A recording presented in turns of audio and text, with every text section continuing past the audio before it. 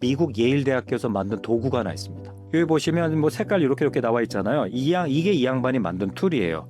이 툴의 이름이 무드 미터라고 합니다. 이 무드 미터를 이 정서지능 센터장이신 마크 브레킷은 굉장히 강하게 드라이브를 걸고 있고, 특히 학교 교육에 진심인 양반이에요. 그래서 학교에 이거를 전달하게 되면 룰러라는 프로그램도 만들고 하고 있는데, 눈 크게 뜨고 잘 한번 들어주십시오. 여기 보면 여기 뭐냐면 여러분 불쾌예요. 불쾌. 이쪽 라인은 뭐냐면 유쾌. 여기는 약함, 여기 강함, 이런 겁니다. 이렇게 해서 그 내부면이 나오잖아요. 자, 여기 뭐죠? 여기 강한 불쾌, 강한 불쾌. 여기는요, 약한 불쾌. 자, 여기는 약한 유쾌, 여기는 강한 유쾌잖아요. 강한 유쾌인데 대표 감정으로 보면 여기는 대표 감정이 화예요. 화, 분노, 이런 겁니다. 분노. 그럼 여러분 여기 약한 불쾌의 대표 감정은 슬픔이라고 보시면 될 것 같아요. 여기는 뭘까요? 여기 대표 감정은 편안하다 보시면 돼요. 안정적이다, 그런 거고요. 여기에 대표 감정은 뭐냐면 흥분된다. 좋은 의미의 성분입니다. excited하다. 이게 이제 대표 성격들이에요. 자, 그럼 이걸 어떻게 써먹냐면, 저는 댁에서 먼저 해보시기를 추천을 한번 드립니다. 어떻게 하냐면, 뭐 가족들을 좀 오시게 합니다. 오시게 해서 포스트잇을 하나 준비하십시오. 그래서 인당 한 5-6개씩 주신 다음에 최근 며칠 동안 가졌던 감정을 적어보라고 하세요. 감정을 적어보고 한 다음에 뭐 집에 이렇게 전지 같은데, 아니면 벽에다가 여기는 뭐 강한 불쾌야, 여기는 약한 불쾌야, 약한 유쾌야, 강한 유쾌, 이렇게 하시면 되잖아요. 붙이게 하면 여기에 많이 붙이는 경향이 있고, 여기에 많이 붙여지는 경향이 있고, 여기 이렇게 구분되는 경향이 있습니다. 저는 이 툴을 교육에서 뭐 모르긴 몰라도 수백 번 해봤을 겁니다. 특히 우리나라 리더들한테 이거 1번, 2번, 3번, 4번 중에서 우리나라 리더들한테 감정을 적어보게 하고 붙여보게 하는 겁니다. 어느 영역에 가장 많이 붙겠습니까? 여러분, 제일 많은 거는 4번이 제일 많습니다.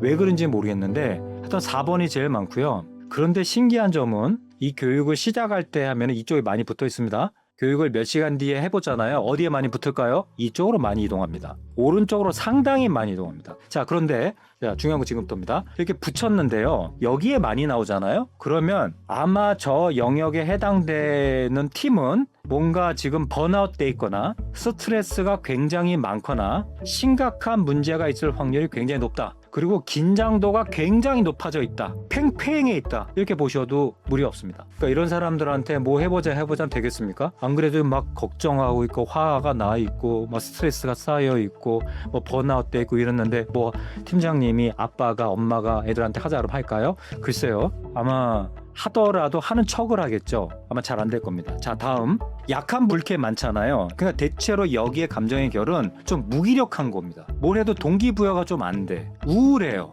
그래서 여기는 뭐 잘은 모르겠지만 사소한 문제가 많을까? 좀 충돌이 좀 많나? 갈등이 많나? 이렇게 보시면 돼요. 네. 자, 그 다음에 여러분 이쪽에 가볼게요. 약한 유쾌 많아요. 여기에 대표적인 대표 감정은 편안함, 안정, 차분, 이런 것들입니다. 크게 뭐 문제 없구나, 협업하는 데는 뭐 가능한가, 이 정도 수준이에요. 그래서 우리 구성원이나 우리 가족 구성원이나 회사 구성원이 대부분 여기 있다 그러면은 하자 그러면 할까 안 할까요? 어떻습니까? 그러니까 가자 그러면 갑니다. 예, 가요. 그래서 여기 대부분에 있으면 끌고 가는 데는 큰 문제는 없습니다. 그러나 알아서는 안 갑니다. 알아서는.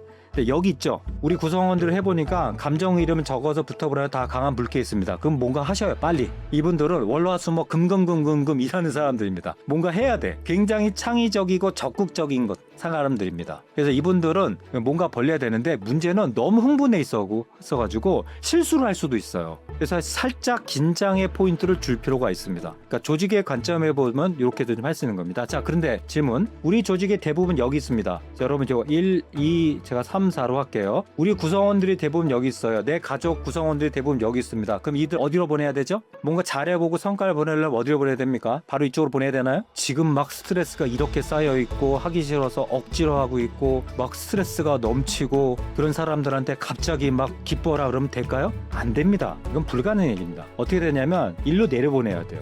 그 강한 불쾌를 약한 불쾌로 내리도록 하셔야 돼요. 그 다음에 일로 가는 겁니다. 그 다음에 이렇게 가는 거예요. 그래서 감정의 기본은 U자 곡선입니다. 자, 그럼 무슨 곡선이라고요? U자 곡선을 그려야 된다. 자, 리더 관점에서 한번 볼게요. 이제 리더 관점에서 어떻게 해야 되는 관점을 봤을 때 우리 조직이 여기 많잖아요. 여기 많으면 일단 이렇게 하셔야 돼요. 이건 어쨌든 긴장이나 갈등이 많은 상태일 겁니다. 여기서 자꾸 그들한테 뭘 요구를 하시면 어렵습니다. 튕겨 나올 거예요. 그래서 제일 먼저 하셔야 될 것이 스트레스 관리와 불안을 줄이는 뭔가를 하셔야 돼요. 그리고 명확한 목표가 필요할 것 같아요. 왜냐하면 다들 긴장해서 어쩔 줄 모르고 하기 싫어하고 이런 상황들입니다. 화가 나 있고. 그래서 명확한 목표를 제시를 하는데 스트레스 관리를 함께 하면서 그 불안을 줄여주기 위해서, 그리고 개인 감정 관리를 먼저 하셔야 돼요. 여기 무조건 이거 먼저 해야 됩니다. 이들한테 일하기 전에 뭐 지적지능을 하고 뭐 공부하자, 안 돼요.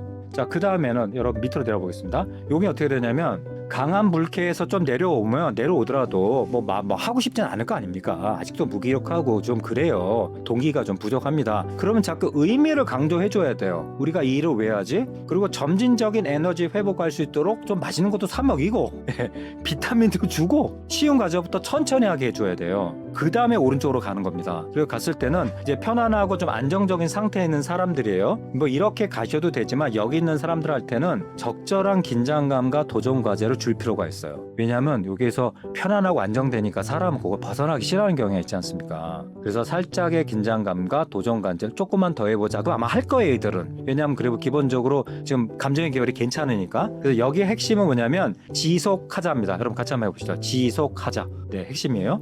자, 마지막 요겁니다. 창의적이고 활력 넘치는 상태죠. 여기 있는 분들은 실행 가능한 목표를 줘야 돼. 조금 더 어려운 거 줘도 돼요. 아마 바로 실행을 할 겁니다. 근데 이제 과도한 낙관성은 좀 방지해야 돼. 실수를 할 수가 있기 때문에. 그래서 실수를 줄이기 위해서는 살짝 긴장하는 거 좀 해주셔야 된다. 그래서 오늘 제가 말씀드렸던 내용들이 감정 해석에 해당되는 역량이 여러 가지 공부를 많이 해야 되는데, 감정의 휠에 해당되는 8가지 기본 정서를 강하게 했을 때와 약하게 줬을 때, 그리고 무드 밑으로 왔을 때 X축에 불쾌, 육개, 약강을 했을 때 그 안에서도 우리가 얻어갈 수 있는 게 굉장히 많습니다.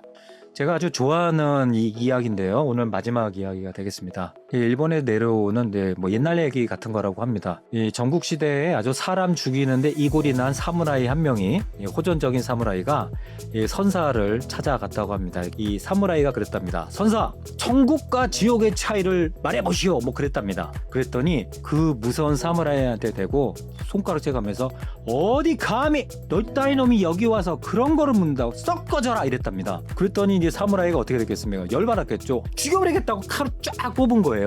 뽑았을 때 이 선사가 그랬답니다. 장군이 지금 느끼시는 그게 지옥입니다.